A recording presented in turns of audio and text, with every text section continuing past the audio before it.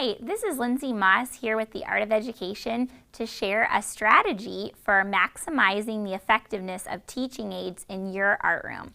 If you have a special ed population and you're lucky enough to have a teaching aid, you know that that relationship works best when the teaching aid takes the autonomy to help the student. Because although we've all had a lot of experience and classes in special education, often an aid knows their one-on-one student even better than you do and might be better at adapting the lesson on the fly for that kid. One thing that I found to work in my room is setting up a station so that these aides can get what they need without searching through the whole room. So let me share with you specifically what I include in my station.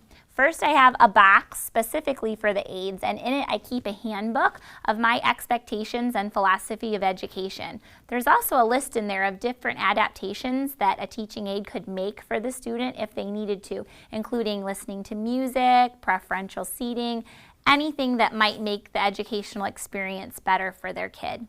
Also in here I have a couple creature comforts. I keep an adult coloring book, so a teaching aid, if they're really itching to get involved in the project, can color instead. And I keep some Keurig pods so that they can make a coffee. I think these things help communicate that they're welcome in my room, and I'm really glad they're there.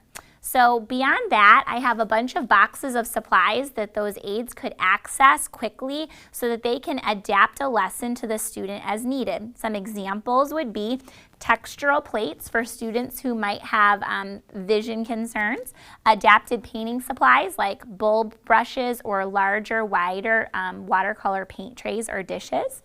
I also keep adapted drawing supplies, thicker crayons or pencils, drawing pencils with grips on them, adapted cutting and gluing supplies, including hand-over-hand scissors to make it easier for them to cut.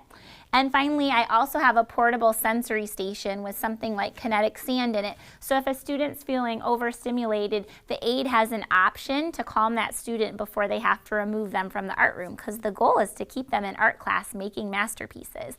My aides love this station because it empowers them to make instructional choices, and I love it because my students are more successful with two teachers focusing on their needs. For more tips and tricks, please check out theartofed.com.